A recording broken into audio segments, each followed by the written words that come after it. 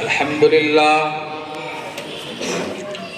لله رب العالمين والصلاة والسلام على أشرف الأنبياء والمرسلين نبينا محمد وعلى آله وصحابه أجمعين أما بعد أعوذ بالله من الشيطان الرجيم بسم الله الرحمن الرحيم قل هل يستوي الذين يعلمون والذين لا يعلمون وقال النبي صلى الله عليه وسلم من سلك طريقا يلتمس فيه علما سهل الله له به طريقا إلى الجنة. اس سالانہ انجمن کے صدر اور بالا نشین مہمانان گرامی، حکم صاحبان، مدرسہ احمدیہ سلفیہ کے جملہ اساتذہ کرام، عزیز طلبہ و طالبات،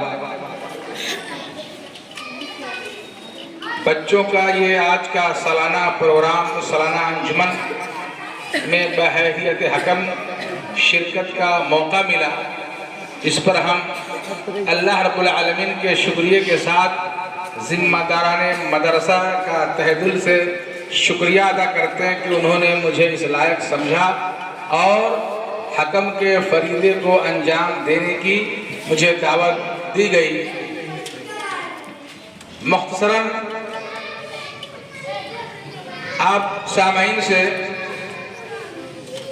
علم کے موضوع پہ کچھ بولنا چاہتا ہوں. اللہ رب العالمین کلام مقدس کے اندر ارشاد فرمایا قُلْ هَلْ يَسْتَوِي الَّذِينَ يَعْلَمُونَ وَالَّذِينَ لَا يَعْلَمُونَ کہ اے نبی پاک صلی اللہ علیہ وسلم آپ اعلان کر دیجئے، لوگوں سے کہہ دیجئے کہ وہ لوگ جو پڑھے لکھے ہیں، جانکار ہیں، تعلیم یافتہ ہے، ایجوکیٹڈ ہے، شکشت ہیں، اور وہ لوگ جو ان پڑھ ہے، ان ایجوکیٹڈ ہے، جاہل ہیں، کیا برابر ہو سکتے ہیں؟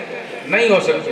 دونوں میں فرق ہے، علم اور جہل میں فرق ہے، عالم اور جاہل میں فرق ہے، شکشت اور اشکشت میں فرق ہے. یہ قرآن کا اعلان اللہ نے اپنے نبی صلی اللہ علیہ وسلم کی زبانی کہلوایا. ظاہر بات ہے کہ ایک پڑھا لکھا شخص، اس کی عزت، اس کی تکریم دنیا میں بھی کی جاتی ہے، اور مذہب اسلام جس مذہب کو ہم مانتے ہیں اس کی بنیاد ہی پڑھنے پڑھانے سے ہے، اقرا سے. اللہ نے قرآن کے اندر ارشاد فرمایا اقرا بسم ربک الذی خلق خلق الانسان من علق اقرا وربک الاکرم الذی علم بالقلم. الآیہ یعنی اللہ رب العالمین کی طرف سے فرشتہ جبرائیل امین دنیا کے اندر نبی کریم صلی اللہ علیہ وسلم کے سامنے جو پہلا مزدہ جافزہ سنایا، جو اللہ کا جو پہلا حکم لایا، پہلی وحی نازل کی گئی، وہ اقرا ہے. اقرا یہ عربی لفظ ہے، پڑھنے کے معنی میں آتا ہے. اور مدرسے میں ہوتا کیا ہے؟ یہ پڑھنا پڑھانا ہے. قرآن کی تعلیم، حدیث کی تعلیم، دین کی تعلیم دی جاتی ہے. دنیا میں بہت سارے کام ہیں، بہت سارے اعمال ہیں، بہت سارے پیشے ہیں. سب سے بہترین کام، سب سے بہترین عمل، سب سے بہترین پیشہ پڑھنا اور پڑھانا ہے. قرآن کو سیکھنا اور سکھانا ہے. نبی کریم صلی اللہ علیہ وسلم نے فرمایا خیرکم من تعلم القرآن وعلمہ کہ تم میں سب سے بہترین وہ لوگ ہیں جو قرآن کو سیکھے اور سکھائے، قرآن کو پڑھے اور پڑھائے. مدرسوں میں ہی ہوتا ہے. ہم دین کی تعلیم کو سیکھتے ہیں، قرآن کی تعلیم کو سیکھتے ہیں، حدیث کی تعلیم کو سیکھتے ہیں، نماز کے مسائل، روزوں کے مسائل، حج کے مسائل، زکوٰۃ کے مسائل، دعا کے آداب، ان ساری چیزوں کو سیکھتے ہیں. سیکھنے سکھانے کا ماحول ہوتا ہے، اور یہ سیکھنا بھی فرض ہے. نبی کریم صلی اللہ علیہ وسلم نے فرمایا طلب العلم فریضۃ علی کل مسلم. علم دین کو سیکھنا ہر مسلمان پر فرض ہے. تو میرے محترم بزرگوں، دوستوں اور عزیز طلبہ، علم کی بڑی اہمیت ہے، بڑی فضیلت ہے.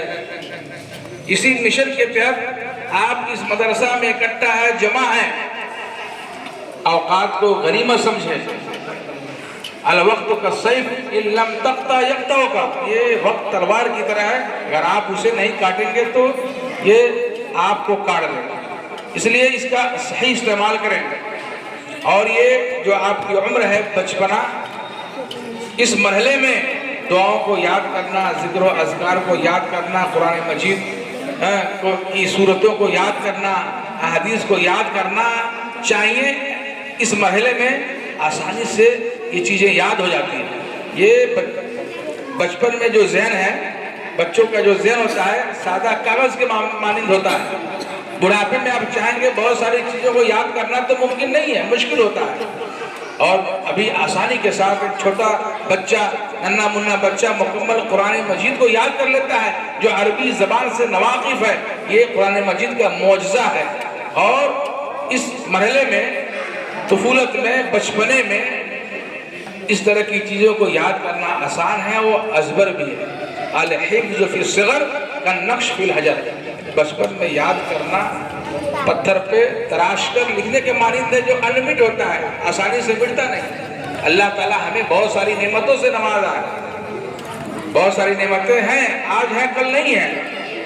انسان کے پاس مال و دولت ہے، ہو سکتا ہے کل نہ رہے۔ اللہ تعالیٰ انسان کو خوبصورت بنایا ہے، خوبصورتی بھی ایک نعمت ہے، ہو سکتا ہے کہ ایک انسان آج خوبصورت ہے کل نہ ہو۔ لیکن علم ایک ایسی نعمت ہے جو اگر اس پر عمل کیا جائے تو لازوال ہے، وہ آسانی سے ختم نہیں ہوتی۔ اس لیے اس موقع کو غنیمت جانتے ہوئے اسی طرح سے محنت سے پڑھتے رہیں، آگے بڑھتے رہیں۔